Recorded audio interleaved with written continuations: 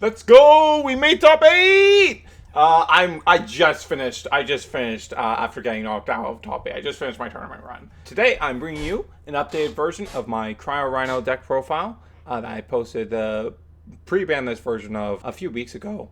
I entered the Premier Webcam Tournament that just happened and finished top 8. I got knocked out real quick in top 8. I'm going to be real. I haven't been in top cut for a while, and the nerves really got to me. But we're going to go over my list. I'm going to talk you through my choices, and we're going to have a good old time.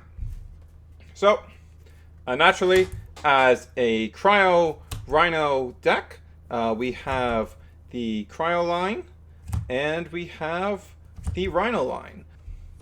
I've only found myself liking Cryo Scorch more and more, by the way. So, for those unfamiliar, Cryoling is a cool little guy that gets a +1 attack for every Frost Spirit in your underworld, and then when you have 5 or more during your main phase, it gets a special send from your hand or deck into Cryovern. You can misenchant with a water to make it tsunami immune, or just have it be a big old boy.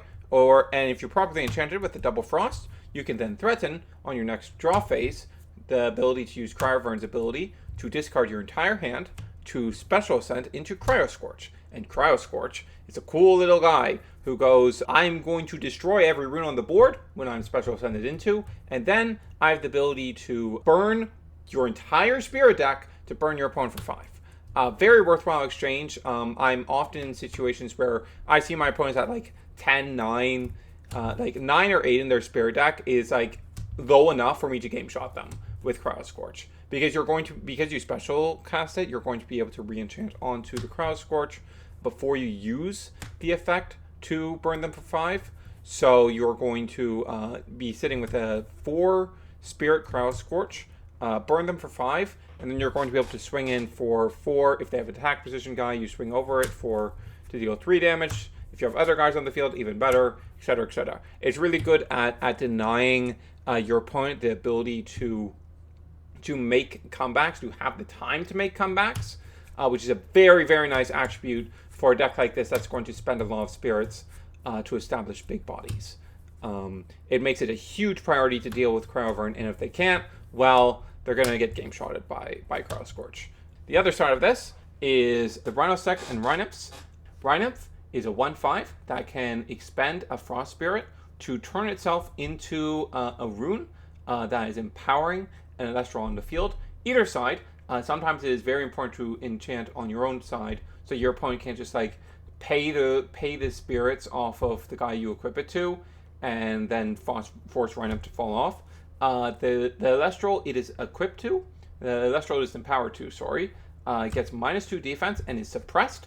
That suppression is very important because empowering itself does not target, and once it's empowered to a tower's card like Chronodile or Full Tempest, these big guys that prevent you from targeting them, once it's on them, their anti-targeting ability is no longer online. So then you can go special cast your Rhinosect, which you can special cast from your hand, as long as you have a card that was originally an Elestral in your rune row, so the Rhinymph, and it can, once per turn, target and destroy a empowered Elestral. So you get to pop and destroy whatever Rhinymph attached to.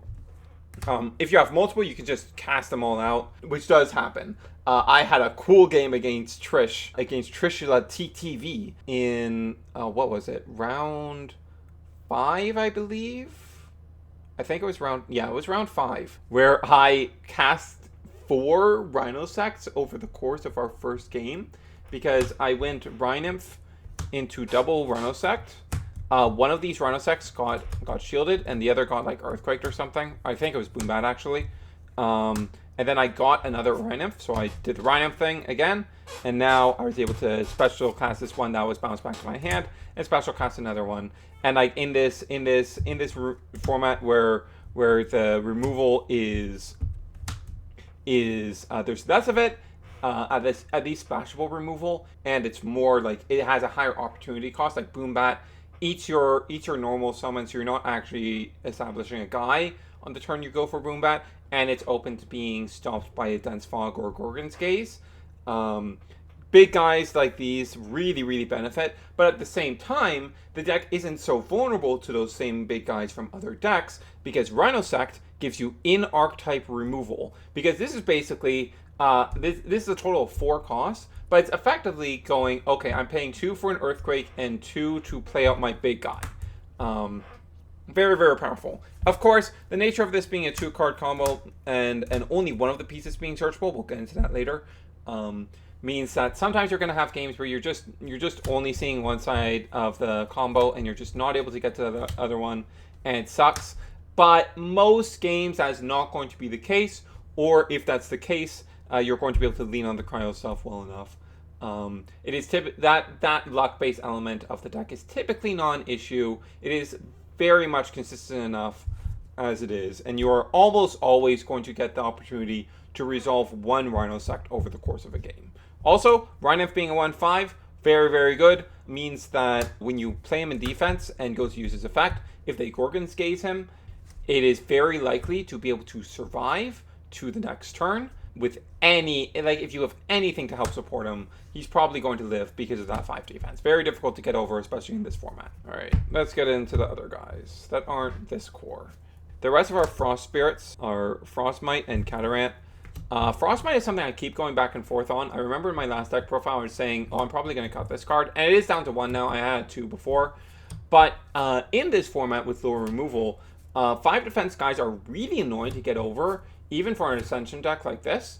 So the fact that Frostmite just goes, hey, I can once per turn just drop anything's defense by 5, means it's actually fairly easy for the deck to be able to get over it, get over those things. It's also nice into Galaxy and Moostation because you get to abuse the way the swap stat rulings work to make the defense reduction instead apply to their attack. Like Frostmite, putting down Frostmite against a Moostation is like a no-win scenario for them because assuming it's an attack, or it doesn't really matter the position, because if they resolve the stat swap effect, then I will use the effect and reduce the defense stat to 1, so they're 1/1 now, and be able to swing over them. And if they don't, I'm still going to be able to swing over them. Like, it's very, very, very nice for those scenarios. It's very similar for Galaxy as well. And KryoRhino is just your healer. Sometimes you just need to be able to access your healer to keep yourself in a game, to make sure you're getting the frost you need, to make sure you're staying ahead of spirits on your opponent. It's a very big advantage to be able to have a searchable healer like this. And the searcher guy is, of course, Mr. Narpoon. 4/3, 1 cost water. Very nice stat line. Like, it's not a 5, but, like, it's about as good a stat line as you're getting without being a 5. And it, on cast, searches for any 1 spirit frost in your deck. So it searches the Frostmite and Catarant, which is why we can have these at 1-ofs and just get them for the situations we want them in. It gets the Cryoling for when you're ready to start doing that stuff. And if you have the Rhino sec but not Rhinymph, it lets you get the Rhinymph. Very, very good card. Typically, I am trying to ensure that my opening hand has either this or Ash Rabbit. Then for just some generic guys, they're just here because they're good. We have 2 copies of Eddie, just a very nice guy to help us guys over Ash Rabbits or just deal with threats all the time. Eddie is often basically just a removal spell. For those unfamiliar, he's a 4/1 that on play can switch the battle position of anything, non-targeting. So like it will force basically any 1 cost into a stat line that Eddie is going to be able to get over. Very, very nice. And Ash Rabbit is just the best card in the game, man. It's a 2/5, 1 cost Thunder that when it receives a Thunder Spirit, you get to look at the top 3 and put any card from among them into your hand and then shuffle the rest into the deck. Just incredible card. Always want to be starting with either this or Narpoon in this deck. On to the Invoke runes. We have 3 Ambrosia. Never leave home without it. Ambrosia is 1 cost any spirit to heal up to 3 of any spirit. It's actually very important in this deck that it says up to, because a scenario that actually happens fairly frequently is I have, say, 4 Frost Spirits in my underworld, and I've spent like 2 Waters or Water and a Thunder on like Narpoons and Eddies and Tsunamis and Ash Rabbits and stuff like that. I need to get 1 more Frost Spirit in my underworld so that I can do my Cryoling play. So what I'll do is I'll cast Ambrosia using a Frost Spirit, and I'll just heal 2. And like you're getting a bit less value off your Ambrosia, but it means that your Cryovern is online and able to start threatening your opponent, and that's more important at the end of the day. Nectar of the Gods. This is a flex spot. So Nectar of the Gods, it's a good old pot of greed. You pay 2 spirits of any element, and you draw 2 cards. Very, very simple. It's nice to, especially early, to like, beyond just the drawing 2 cards, which is pretty nice, it also helps you set up the frost that you need in your underworld to set up your cryoling lines. So it can be very nice, but this is very much a flex spot. This can very much be turned into other things. 3 copies of Cryoblast. Very nice removal card, and we have access to it natively. We don't have to splash into another spirit type to access it. Cryoblast is targeting an Elestral that is not frost enchanted, and until the end phase, it gets -2 defense, and then if it hits 0, it is destroyed. Very nice against like 5s and similar decks.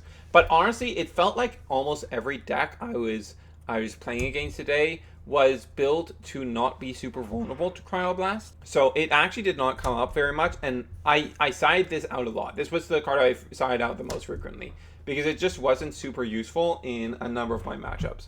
Also importantly, sometimes you just need to use this to drop an Ass Rabbit's defense to 3. Like, that's just the way it is in this format. You like have an Harpoon out, and you go, okay, I'm going to Cryoblast, drop this Ass Rabbit to 3, and you're either going to have to commit to like a 2-cost Gorgon's Gaze or 2-cost Shield, or you're going to lose this rabbit here. And any of those exchanges are super worthwhile. So most of the time, you're going to get the Ash Rabbit. It's very important that's a Narpoon specifically that I'm talking about here. It being the Narpoon means that they can't Tsunami you, and that would be the simple answer to this, but that isn't available to them, because Narpoon is going to be water enchanted at all times. Our last Invoke rune is, of course, the limited Resting on Our Laurels. The other 2 limited cards require us to go into specific spirit types. I think Earthquake is generally worth it, but I have the extra removal from the Rhino Sex in this list, so I didn't feel the need for it. And the spirit math was a bit tight with the Earthquake, so I decided to opt out of it. But there's just no reason to not be running the Resting on Your Laurels. Even on a deck like this that's ascending, I was able to find a way to make use of it every single time I drew into it. It was just really good. Just really good constantly. And then our counter rune lineup is 3 Poison Tipped Arrow, 3 Gorgon's Gaze, and 3 Tsunami. So Poison Tipped Arrows is when your opponent casts an Elestral, you can pay 1 to give it -2 attack, and then at the end of the turn, you can pay out spirits equal to its enchantment cost to destroy it. Gorgon's Gaze is 2 cost to target an Elestral, negate any effect it currently has on the chain, and then until the end phase it is suppressed, cannot attack, cannot ascend, and cannot receive enchantments. Lots of stuff going on there. A very versatile card. These 2 in particular are really important to have one of in the early game, not only to protect yourself and establish your board position, but also because they are ways to load up your underworld with Frost Spirits if you don't have the Rhino Sect. Because the Rhino Sect line will basically always give you the amount of Frost Spirits you need. But if you don't have the Rhino Sect line, these are typically the ways we're getting to our 5 Frost Spirits in the underworld so that we can start doing our cryoburn stuff. And then Tsunami, just very efficient. 1 water, switch everything that isn't water enchanted to defense position. Just very, very, very nice. Even against a water deck, you're going to have a use case for it where they can eddy your Ash Rabbit into attack, and then you just Tsunami it back to defense. It's just very nice. It's just a very efficient card, and I like it a lot more than Shield in this deck. I'm not a big fan of Shield in this deck. At least in the main board. So that's going to be it for the main. For the Spirit deck, we have 4, 8, 12, 13 Frost Spirits. You can go a bit lower on this. Like, you can go to 11 or 12, but 13 makes it feel very comfortable because you have to spend a bunch of Frost early to get the crowd stuff online. And also, every time you do the Rhino Sect play, that's 4 Frost Spirits. And you want to make sure you have enough Frost Spirits to be able to threaten the Cryoburn into Cryo Scorch stuff. Like, 13 just feels about right. I could see myself going to 12, but 11 to 13 is like about the right number you want to be at. For Leviathan, we have the Narpoons, we have the Eddies, and we have the Tsunamis. 4 can be a bit low, but typically this has been fine for me. Unfortunately, this is the only spirit in the deck that is not full art. This Hollow Leviathan from, I believe this is Daybreak? Yeah, this is the Daybreak Hollow of the base set art. Yeah, I need 1 more Leviathan full art so that I can max this out. 2 Zaptors so that we can resolve our Ash Rabbits. You typically won't get 2 resolutions a game. And you really don't need any more than this. Ambrosia can get you back to the Thunders if you really need them. And then, of course, we have the 1 Pyro for the Cryo Scorch play. We need the Fire Spirit so that Cryo Scorch can be properly enchanted, and so that we can actually threaten that play. So we can actually threaten that game shot. And like it's gotten me a lot of wins. Either the threat of it, actually having the threat of it, or actually doing it has won me a lot of games. Very worthwhile. And lastly, we have our sideboard. We have 3 copies of Boombat. In this removal light format, we just need to have access to more unconditional splashable removal in our sideboard, and Boombat fills the bill. If you're unfamiliar with Boombat, how it works is it's a 2/1 Thunder Spirit and Thunder Elestral, sorry. And you can disenchant a Thunder from it to destroy an Elestral on your opponent's field. So typically, you're playing this down, one Spirit on it, you disenchant to destroy something, and Boombat itself dies as well. So it's Exile Force for old school Yu-Gi-Oh players in the audience. You can ascend Boombat to give yourself multiple uses, but I don't do that very frequently. That's more of a thing in actual Thunder decks. But this removal is just very, very important to have, especially when you're going up against stuff like Solar that's trying to get out the Celestlio or the Lustragon. You need to be able to clear those guys if they ever manage to get them on the board. So Boombat is very important for that purpose. Dense Fog is here for 2 main reasons.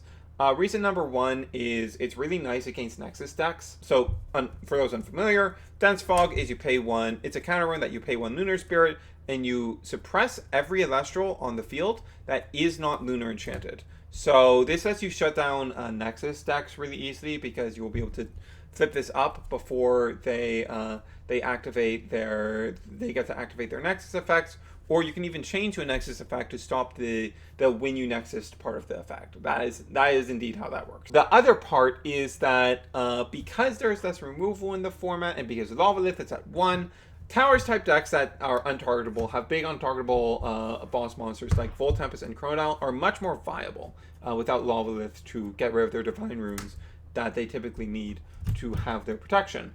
We might have Rhino Sect as a means of taking them out, but when we're against those decks, we do want more methods of taking them out, so we bring in the Dense Fogs together with the Boombats, so we have another mechanism of doing that. Dense Fog is also able to stop the Griffuse from resolving to get them into the Voltempest, so that's also very nice. 3 copies of Shield of Achilles. This is mainly here for decks that water enchant a lot. Think like Draking is the big one. We want this in here primarily for the Draking matchup, which I did not run into a single time. I'm shocked. I haven't heard anything about Draking players in this tournament. There was so much hype surrounding it, and like we had so many players locally on the deck, but there was just none of it at this tournament. At least I didn't run into it, and I don't think either of my local players who also entered the tournament ran into it either. Very, very strange. But this is here primarily for Draking. There's other niche stuff that this can come up in, but basically it's when we need to take out the Tsunami, we want a different defensive card we can put in, and Shield is that card. Against Draking, it's also very important to be able to keep the Draking off the board, so I can't take over the board before our own Ascensions can. We tend to have a very good matchup into Draking, and being able to swap out our Tsunamis into Shields really, really helps that. This is another piece of my sideboard that was here for a specific deck that I did not run into at all. So Catarant and Keon, the 2 Keons, are here for Heal Stall specifically. In my experience against Heal Stall, Frost has a pretty decent time if you can stick the Catarants, because they can't Cryoblast the Catarants, and a lot of their guys are small enough that Catarant can beat over them. And if you combine Catarant with your Ascensions, you're going to have complete control over the board state in those matchups, and just bring in the second Catarant plus the Keons to be able to recycle them really, really tips that matchup in your favor. And then lastly, we have the 2 Lunar Spirits for when we bring in the Dense Fog, and a 3rd Zaptor for when we bring in the Boombat. Very, very simple. We need these spirits, these extra spirits that we can side in if we want to actually make use of these. Typically, we take out the Frost for that, because often we don't need the full 13. And typically when we're bringing in these cards, we are often taking out Cryoblast because they're good into matchups that Cryoblast is not very good into, and that means that our mandatory frost expenditures end up being a bit lower. So yes, that is the deck profile. As for my rounds, I'm going to go through those real quick. Round one, I fought a solar deck. Solar is almost always a wash. Like, it tends to be a really, really good matchup for this deck because you're able to keep control of the board really easily. You have the removal, access to the removal that Solar really hates seeing. And the moment you start getting your big ascensions on the board and they stick, Solar really can't do anything anymore. They just keep losing their board every single turn, and you just dominate from there. Round two was against a Thunder, Wind, Burn player. I went 2-1 in that one, but it wasn't too big of an issue.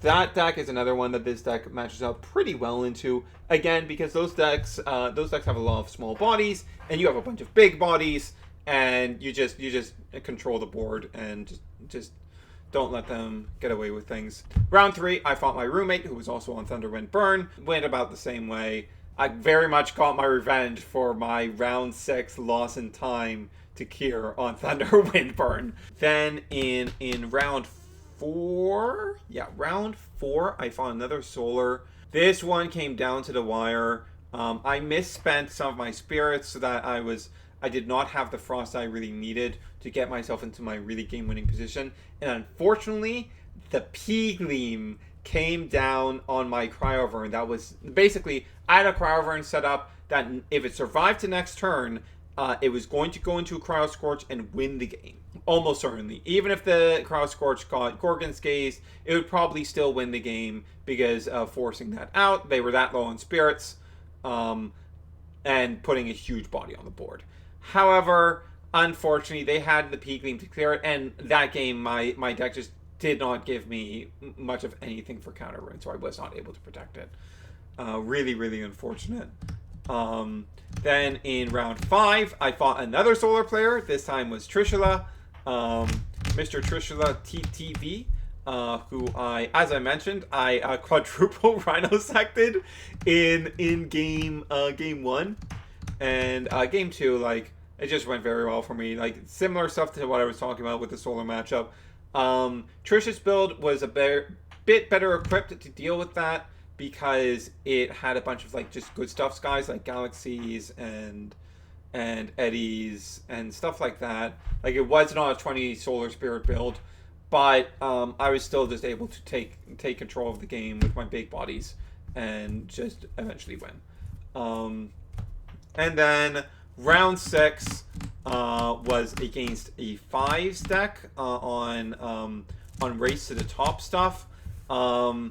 This unfortunately went to time, and they saw this very specific sequence of cards they needed to get enough spirits to beat me in time rules, which was a Ass Rabbit. I had a Cryovrn on the board that was threatening Cryo Scorch, and they Ass Rabbit into Race to the Top, into Crackle on the next turn. Very, very unfortunate. Almost won that. Very nearly won that. But I had the best tiebreakers of the X2, so I still ended up making top cut, where I jobbed. I fought a Thunder, just like a basic Thunder Race to the Top build with Joltons and other chicks and like all the basic stuff that you would expect.